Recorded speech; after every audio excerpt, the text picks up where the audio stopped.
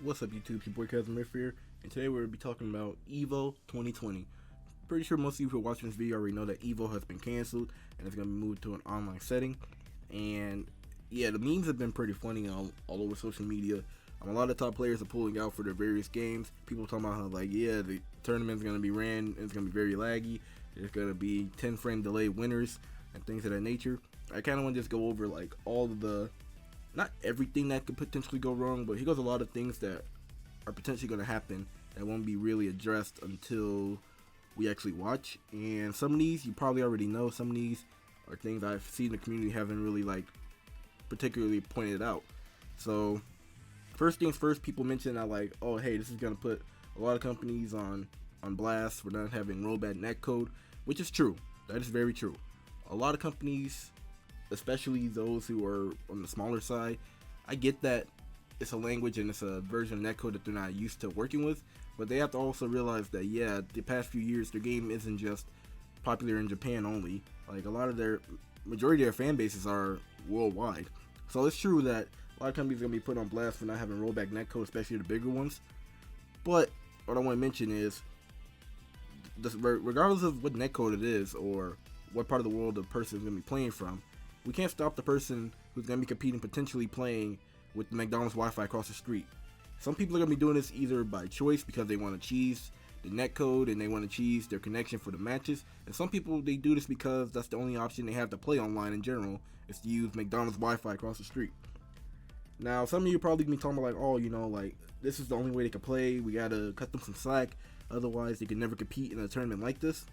But at the same time, if you're playing and you got crappy internet, and you're playing against somebody who is wired up, you got some of the best internet that they could pay for, and that person loses because they were just at an immediate disadvantage to the connection, how can you sit here and say that that's fair? Because one person is being screwed out of it. A person's probably playing legitimately to somebody who has internet that they're being used to playing with their entire run with the video game. On top of that, this is an online tournament. Like, people are already pointing out that, like, yeah, we should probably put an asterisk if anybody does win an EVO, because it's gonna be a mess. So yeah, there's that. We're also, when it comes to online competition, there's the risk of tampering going on. And what I mean by tampering is, if the internet drops or lags, a myriad of excuses can be made. Some of them could be as simple as, oh, you know, the game just had a random lag spike. Others could be that, oh, someone may be playing with a lag switch at home, or maybe somebody is sitting there and they open up Netflix when they're getting their ass whooped by a combo. Another one is that if it's in a best of one format for whatever reason, it could lead to a bunch of scum strategies if net play alone doesn't already encourage it. We'll get back into why I think that it may possibly be best of one, but yeah, we have to put into perspective that if it's best of one, even if it's not best of one, you're going to see a lot of people doing some scummy strategies, especially if they have unstable connections. If there are no judges spectating and players don't know the rules, things like counterpicking characters can occur, and this is especially huge in Tekken. When it comes to the Tekken World Tour, players are given the option to have blind picks, meaning that they'll tell the judge who they're going to pick, and then the other player will tell the judge who they're going to pick, and then they sit down and they pick the character instead of, hey, I see you pick this character during the selection screen, I'm going to pick this one. No, because they told the judge who they're going to pick, they will get in trouble if they counterpick in that scenario. In certain games, depending on the matchups, that is also pretty huge, the whole counterpicking argument.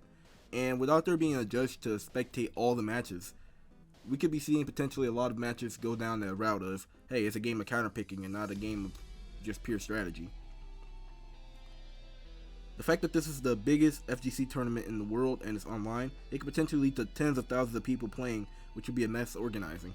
So like we mentioned earlier, it's not confirmed, but it's potential that there will be a best of one scenario going on with the pools of EVO. And if that's the case, oh boy, that's gonna be a real mess. Now, personally, I don't think that will happen, but since EVO will be run online, there is that possibility. If there are tens of thousands of people going on and competing, and this tournament is still supposed to be ran for 3 days long, there is the possibility that, hey, they might have to expedite the process and make people play on best of one just to keep everything flowing. On top of that, you got people who are from different time zones. Like, when I went to EVO last year, I met people from Japan, I met people from South Korea, I met people from Europe, things of that nature. Everybody's in a different time zone, so while right now, it's recording for me. It's 1 p.m. It could be 8 p.m. for somebody else. If they told us the tournament starts at 5 o'clock our pools, so 5 o'clock my time, okay, sure, I can play. For them, 5 o'clock would mean that it is midnight for them. So yeah, the time zone differences will actually play a big factor in, because you can't realistically expect somebody to stay up 24 hours just to wait for their matches to go down and, you know, wait for the rest of the bracket to finish playing their matches in their pools. On top of that, when it comes to communication, they gotta tell us like, hey, this is how you're gonna communicate with your person. This is the code you're using. This is the room you're gonna be in. Things of that nature. If we have to have connections and communications open for people to play with, you can lead to a lot of tampering in that regard. What if somebody tell their friends to harass the player mid-game with messages? What if they told somebody to like, hey, do whatever you can to just mess with them? If the game, for whatever reason, has a voice chat feature, what if someone just spamming their own voice chat in there? Actually, no, that probably won't happen. You can't really talk on that play, or Tekken or Street Fighter. So that, yeah, nah, we crossed that one out. But let's say, yeah, people are going to be spamming them with messages or friend requests just to distract them in the game. That can happen because this is an online tourney, and people will do whatever they can to win Evo, quote unquote. On top of this, probably the biggest factor is what if there are players on different platforms? They may miss out. Yeah, when you look at the games on this list, a lot of them are multi-platform, and you can say like, oh, you know, they could have this on PS4. The Xbox community is pretty small, and I'll give you that. Yeah, sure. For some of these games, we're a small community, but there are games out there like Street Fighter, like Tekken. Street Fighter has cross-platform, and I know they improved their netcode, but a lot of players said that, yeah, they prefer to just do console on console or PC versus PC because it just makes their rollback netcode a little bit stronger in that regard. What if there are players like in Tekken where half of the top players are on PC, half of the top players are on PS4, and as of last year, we gotta acknowledge that there's also the underground players who are world caliber players who play in their community's arcade system.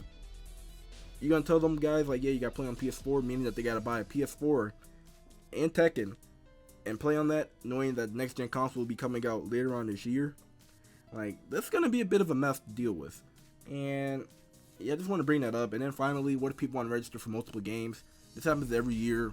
What if they got one console and it's only on PS4, they can't be in their Dragon Ball FighterZ pool and also in their Street Fighter 5 pool. So like I said, it's gonna be a bit of a mess to organize. So yeah, let me know down below if I missed anything that you think would be pretty significant for EVO Online.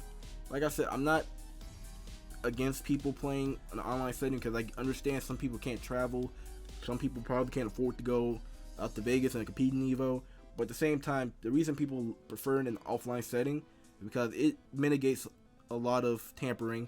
And while there is still issues like, oh, what there's an in-game glitch that people can exploit or accidentally cause to happen offline, sure, that can happen, but people prefer to play physically in person with a judge watching versus playing online and then there's 10 frame lag spikes. So yeah, I'm about to get out of here. Gates fell open. You guys gotta close them. I'm not even gonna bother editing my commentary. So bye.